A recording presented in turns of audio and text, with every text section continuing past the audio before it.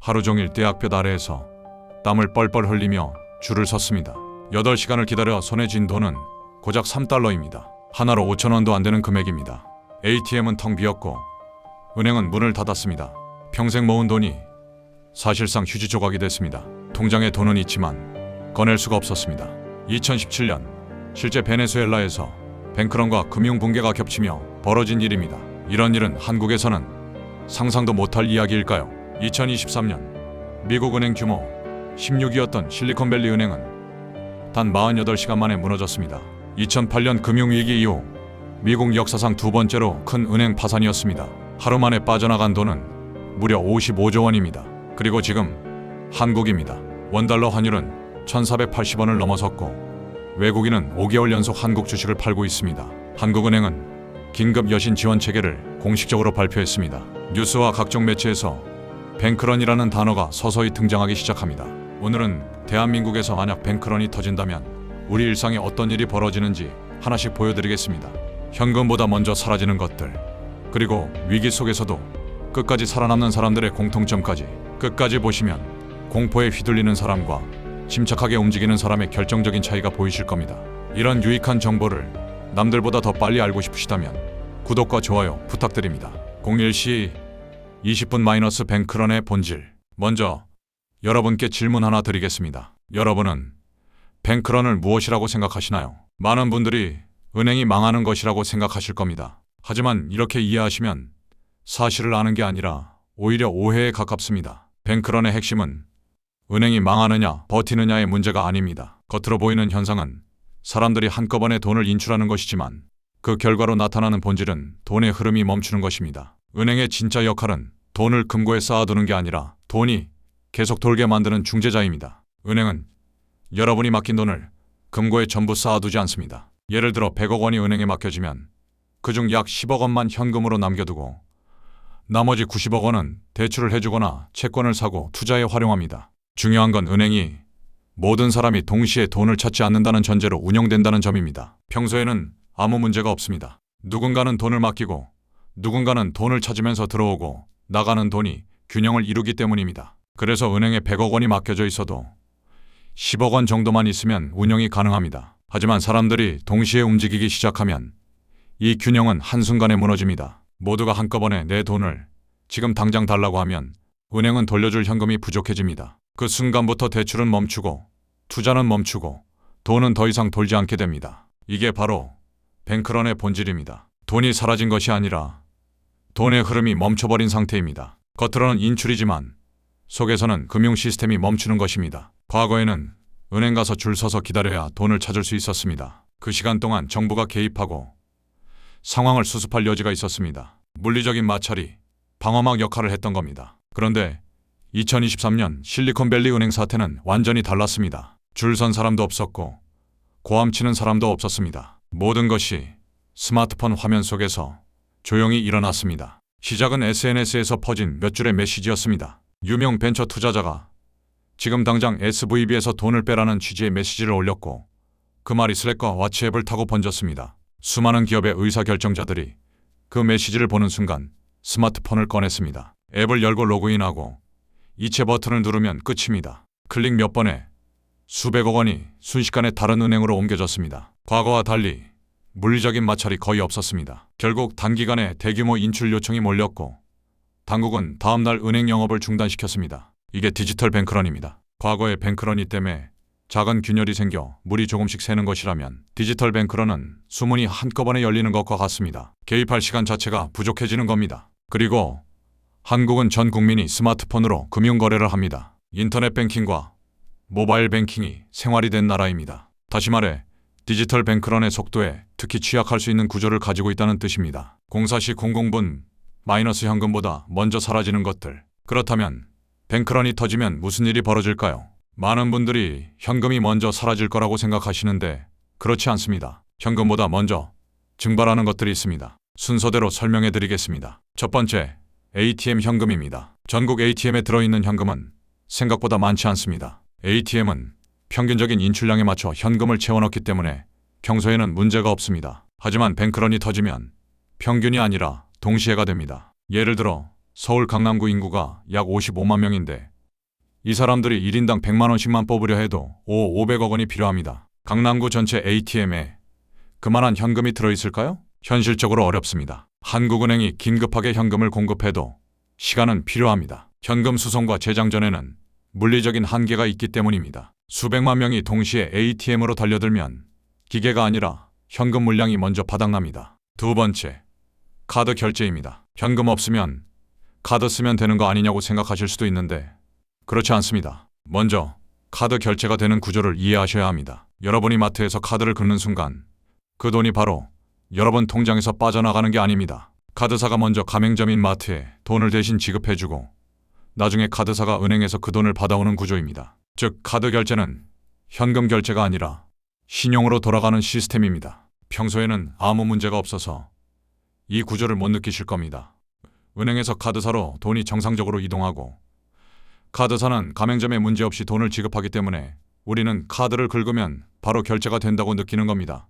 하지만 뱅크런이 발생하면 이 흐름이 끊어집니다. 은행의 유동성이 막히면 카드사는 은행에서 돈을 받아올 수 없게 되고 카드사 역시 자금이 막히게 됩니다. 그러면 카드사는 가맹점에 돈을 지급할 수 없게 됩니다. 이때부터 여러분이 편의점에서 아무리 카드를 긁어도 승인 거부가 뜨기 시작합니다. 통장에 돈이 있어도 마찬가지입니다. 문제는 여러분의 돈이 아니라 카드 결제 시스템 자체가 멈췄기 때문에 어떤 카드를 내밀어도 결과는 같습니다. 특히 한국은 현금 없는 사회로 빠르게 진행되고 있습니다. 카드와 간편 결제에 지나치게 익숙해져 있고 현금을 거의 들고 다니지 않습니다. 지갑에 현금 5만 원도 없는 분들 많으실 겁니다. 이런 상황에서 카드 결제가 막히면 한국은 다른 나라보다 훨씬 더 취약해집니다. 카드가 막히는 순간 편의점에서 생수 하나도 살 수 없는 상황이 됩니다. 세 번째, 기업 운영 자금입니다. 기업은 매일매일 단기 자금으로 돌아가는데 이것을 콜 시장이라고 합니다. 쉽게 말하면 오늘 돈을 빌려서 오늘 쓰고 내일 갚는 구조입니다. 왜 기업들이 이렇게 운영하냐면 기업 입장에서는 현금을 많이 쌓아두는 것이 비효율적이기 때문입니다. 필요할 때 빌려서 쓰고 돈이 들어오면 갚는 것이 더 효율적입니다. 평소에는 이 시스템이 아무 문제 없이 돌아갑니다. 그런데 뱅크런이 터지면 이 콜 시장이 얼어붙습니다. 은행들이 서로에게 돈을 안 빌려주는데 자기 은행에서 예금 인출이 밀려오는 상황에서 다른 은행에 돈을 빌려줄 여유가 없기 때문입니다. 기업 입장에서는 갑자기 자금줄이 막히는 겁니다. 오늘 빌리려고 했던 돈을 못 빌리면 당장 내일 직원 월급을 못 주고 거래처에 납품 대금도 못 줍니다. 한 기업만의 문제가 아니라 전국의 수천, 수만 개 기업이 동시에 자금난에 빠지고 연쇄적으로 부도가 나기 시작합니다. 네 번째, 환전입니다. 뱅크런이 터지면 환율이 폭등하는데 왜 그럴까요? 바로 외국 투자자들이 한국에서 돈을 빼가려고 하기 때문입니다. 외국인 투자자가 한국에서 투자하려면 달러를 원화로 바꿔야 하고 반대로 한국에서 나가려면 원화를 다시 달러로 바꿔야 합니다. 뱅크런이 터지면 외국인들이 일제히 빠져나가려고 하면서 원화를 달러로 바꾸려는 수요가 폭증합니다. 수요가 폭증하면 가격이 오르고 달러 가격이 오른다는 것은 곧 환율이 오른다는 뜻입니다. 2013년 키프로스에서 뱅크런이 터졌을 때 환전 스프레드가 10배 뛰었습니다. 스프레드가 무엇이냐면 은행에서 외화를 살 때와 팔 때의 차이인데 평소에 1달러 사는데 1,000원이었으면 뱅크런 상황에서는 10,000원을 내야 한다는 겁니다. 다섯 번째, 수입품입니다. 대한민국은 수입 의존도가 매우 높은 나라입니다. 식량, 원자재, 의약품, 전자부품 등 해외에서 들여오는 것이 많고 특히 밀, 옥수수, 콩 같은 주요 곡물의 자금률이 매우 낮습니다. 그런데 은행 간 해외 송금이 막히면 어떻게 될까요? 수입 대금을 보낼 수가 없고 대금을 못 받으면 수출국은 물건을 보내지 않습니다. 결국 수입이 중단됩니다. 레바논에서 실제로 있었던 일입니다. 2019년부터 경제 위기가 시작됐는데 해외 송금이 막히면서 밀 수입이 끊겼습니다. 레바논은 빵이 주식인 나라인데 밀가루가 없으니 빵을 만들 수가 없었습니다. 빵값이 10배로 뛰고 마트 진열대가 텅 비었습니다. 한국도 상황이 다르지 않습니다. 수입이 끊기면 식료품 가격이 폭등합니다. 여섯 번째, 월급입니다. 직장인들의 급여는 대부분 계좌이체로 들어갑니다. 회사에서 은행으로 이체 요청을 하고 은행이 처리해서 직원 통장에 입금되는 구조인데 평소에는 이 과정이 순식간에 이루어집니다. 그런데 은행 간 이체 시스템이 지연되면 회사는 이체했다고 하는데 직원 통장에는 돈이 안 들어옵니다. 월급날인데 통장에 돈이 안 들어옵니다. 이번 달 대출 이자 내야 하고 아이들 학원비 내야 하고 생활비가 필요한데 돈이 있는데 못 쓰는 상황이 벌어집니다. 일곱 번째, 가장 무서운 것입니다. 지금까지 6가지를 말씀드렸는데 사실 가장 무서운 것은 따로 있습니다. 바로 신뢰의 붕괴입니다. 내일도 오늘과 같을 거라는 믿음, 은행에 맡긴 돈은 안전하다는 믿음, 카드만 있으면 뭐든 살 수 있다는 믿음. 우리는 이런 믿음들을 당연하게 여기며 살고 있는데 이 믿음들이 한순간에 무너지는 겁니다. 뱅크런의 본질은 사실 경제 문제가 아니라 심리 문제입니다. 신뢰가 무너지면 시스템 전체가 흔들립니다. 평소에는 다들 은행을 믿고 굳이 돈을 찾아둘 필요가 없다고 생각합니다. 그런데 어느 순간 혹시 저 은행 위험한 거 아니야?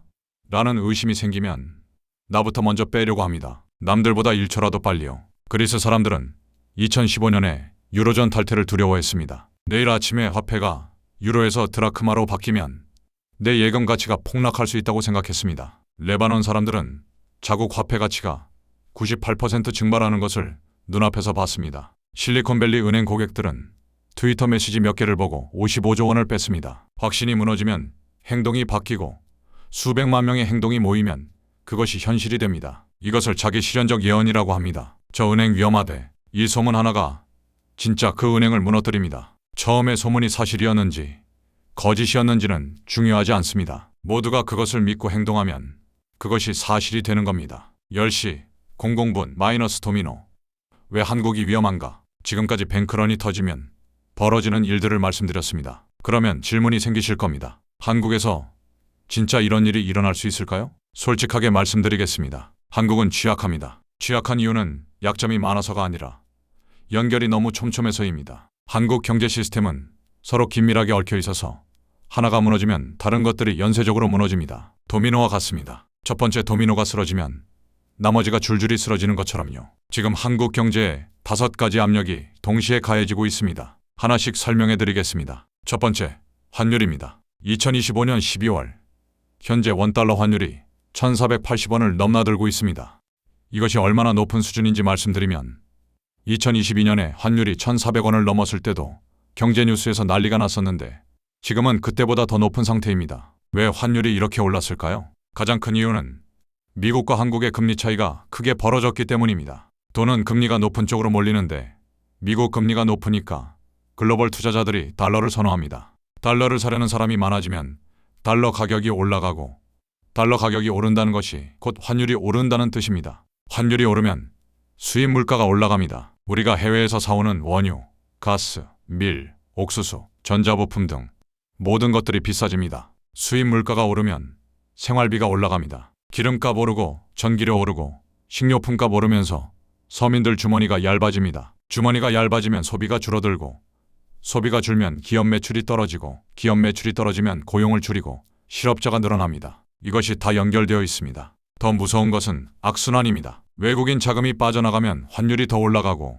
환율이 오르면 원화 가치가 떨어지니까 외국인들이 더 빠져나가려고 합니다. 빠져나가면 또 환율이 오르고 이 고리를 끊기가 매우 어렵습니다. 두 번째, 가계부채입니다. 대한민국 가계부채가 1,900조 원을 넘었는데 이것이 GDP 대비 90%로 OECD 국가 중에서 2위입니다. 세계 평균이 60% 정도인데 우리는 1.5배나 높습니다. 이 부채의 대부분이 주택담보대출, 즉 집 사려고 빌린 돈입니다. 빚이 많은 상황에서 금리가 오르면 이자 부담이 급격하게 늘어납니다. 이런 가구가 한두 집이 아니라 수백만 가구가 비슷한 상황입니다. 금리가 조금만 더 오르면 대규모 연체 사태가 터질 수 있습니다. 세 번째, 외국인 이탈입니다. 외국인 투자자들이 5개월 연속 한국 주식을 팔고 있는데 2024년 12월 한 달에만 3조 6천억 원을 순매도했습니다. 왜 팔까요? 냉정하게 계산해서 한국에 투자하는 것보다 미국에 투자하는 것이 수익률이 높다고 판단한 겁니다. 외국인 투자자들은 감정으로 움직이지 않고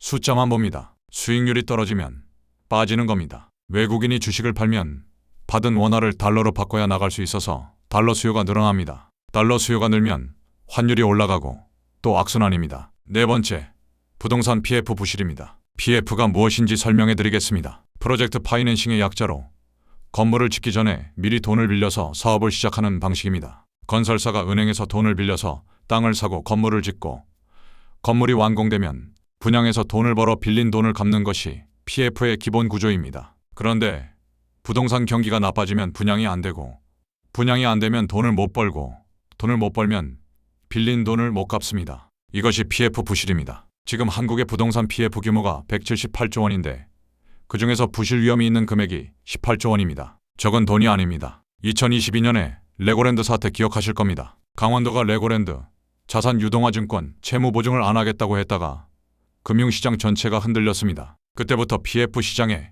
불안이 커졌습니다. 건설사와 시행사들이 연쇄적으로 부도날 가능성이 있는데 기업이 무너지면 일자리가 사라지고 실업이 늘고 소득이 줄고 소비가 얼어붙습니다. 소비가 줄면 다시 기업이 어려워지고 또 악순환입니다. 다섯 번째, 디지털 취약성입니다. 앞에서도 말씀드렸지만 한국은 전 국민이 스마트폰으로 금융거래를 하고 인터넷 뱅킹과 모바일 뱅킹 보급률이 세계 최고 수준입니다. 평소에는 이것이 큰 장점입니다. 은행 갈 필요 없이 클릭 몇 번이면 송금이 끝나서 정말 편리합니다. 하지만 뱅크런 상황에서는 이것이 치명적인 취약점이 됩니다. 클릭 한 번에 수십억이 움직이고 수백만 명이 동시에 이체 버튼을 누를 수 있어서 정부가 대응할 시간이 없습니다. 1997년 IMF 때를 생각해 보십시오. 그때는 인터넷도 제대로 없었고 스마트폰은 당연히 없었습니다. 은행 가서 줄 서서 기다려야 돈을 찾을 수 있었고 그 시간 동안 정부가 대응할 수 있었습니다. 지금은 상황이 완전히 다릅니다. 카카오톡 단체 채팅방에 메시지 하나 퍼지면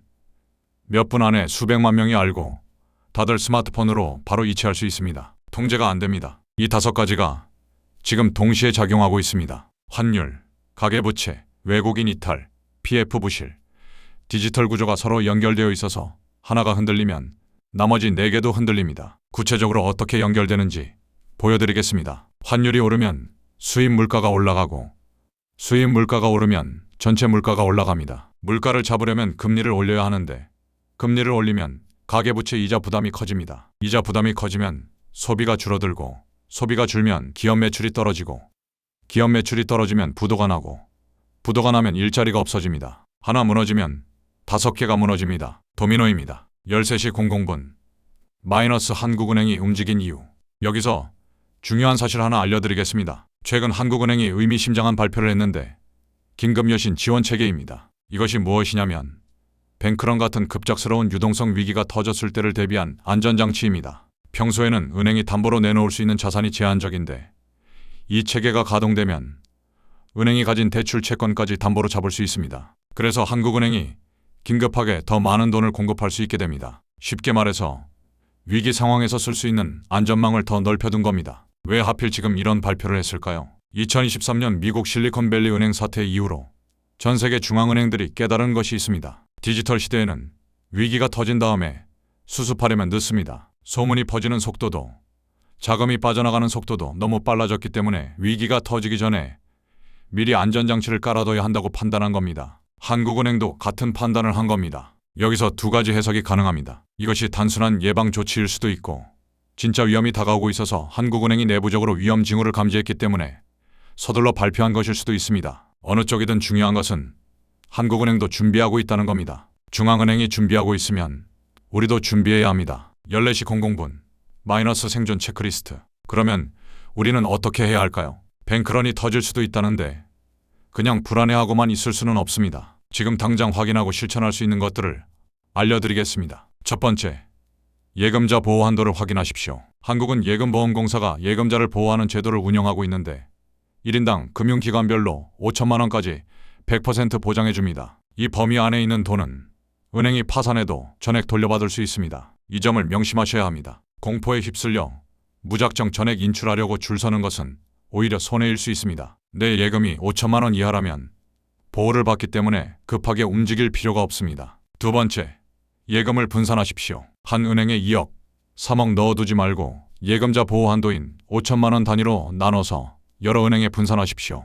예를 들어 1억 원이 있으면 2개 은행에 5천만 원씩 넣어두면 둘 다 예금자 보호를 받을 수 있습니다. 한 은행이 문제가 생겨도 다른 은행에서 돈을 쓸 수 있습니다. 분산만 해도 뱅크런 상황에서 받을 충격이 크게 줄어듭니다. 세 번째, 비상현금을 확보해 두십시오. 월 생활비 3개월치 정도는 현금으로 갖고 계십시오. 집에 안전하게 보관하든 금고에 넣어두든. 앞에서 말씀드렸듯이 뱅크런이 터지면 카드가 먼저 막히고 ATM도 현금이 바닥납니다. 현금을 거의 안 갖고 다니시는 분들 많으실 텐데 지금부터라도 조금씩 현금을 빼서 모아두십시오. 위기 상황에서 현금이 있는 것과 없는 것은 완전히 다릅니다. 네 번째, 달러를 일부 보유하십시오. 환율이 오르면 원화 가치가 떨어지는데 내 자산이 100% 원화라면 환율이 오를 때 자산 가치가 줄어듭니다. 자산의 10%에서 20% 정도는 달러로 분산해 두십시오. 은행에서 달러 예금 통장을 만들 수 있고 스마트폰 앱으로도 쉽게 가능합니다. 5번째, 주요 지표를 모니터링 하십시오. 매일 확인할 필요는 없고 일주일에 한 번 정도만 체크하셔도 됩니다. 확인할 지표 3가지 알려드리겠습니다. 첫째, 원달러 환율입니다. 1490원 넘으면 경계 단계이고 1500원 넘으면 비상 단계입니다. 둘째, 외환 보유액입니다. 한국은행 웹사이트에서 매달 초에 발표되는데 한 달에 100억 달러 이상 줄어들면 비정상적인 속도로 뭔가 심각한 일이 벌어지고 있다는 신호입니다. 셋째, 코스피 외국인 수급입니다. 네이버 금융에서 매일 볼 수 있는데 한 주에 2조 원 이상 순매도하면 공포 매도 단계입니다. 이 3가지만 체크해도 위험 신호를 미리 알아챌 수 있습니다. 6번째, 뉴스와 소문에 휘둘리지 마십시오. 뱅크런은 심리전이고 공포가 공포를 낳습니다. SNS에 오은행 위험하대라는 글이 올라오면 무조건 출처부터 확인하십시오. 금융당국이나 은행에서 공식 발표가 있는지 확인하고 공식 발표 없이 돌아다니는 소문은 대부분 과장됐거나 거짓입니다. 공포에 휘둘려 새벽에 ATM 앞에 줄 서기보다 차분하게 내 자산 현황을 점검하는 것이 훨씬 낫습니다. 준비된 사람은 소문에 흔들리지 않습니다. 내 예금이 어디에 얼마 있는지 알고 있고 보호 한도 안에 있다는 것을 알고 있으면 굳이 급하게 움직일 필요가 없기 때문입니다. 16시 00분 마이너스 마무리. 오늘 내용 정리해드리겠습니다. 첫째, 뱅크런은 돈이 사라지는 것이 아니라 돈의 흐름이 멈추는 겁니다. 현금보다 먼저 카드 결제가 막히고 기업 자금이 막히고 수입이 막힙니다. 둘째, 디지털 시대의 뱅크런은 과거와 완전히 다릅니다. 스마트폰 클릭 몇 번에 수십조 원이 움직이고 48시간 만에 은행이 파산할 수 있습니다.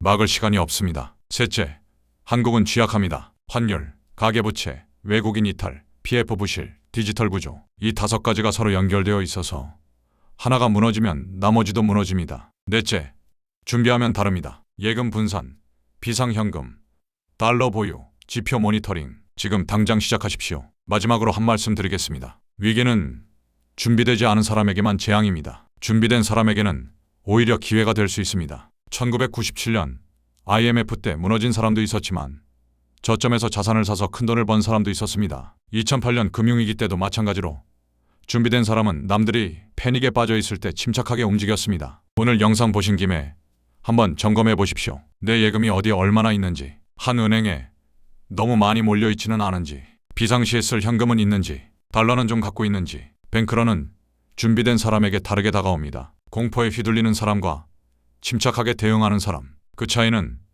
오늘 여러분의 선택에 달려 있습니다. 오늘 부자의 경제학에서 준비한 영상은 여기까지입니다. 시청해 주셔서 감사합니다.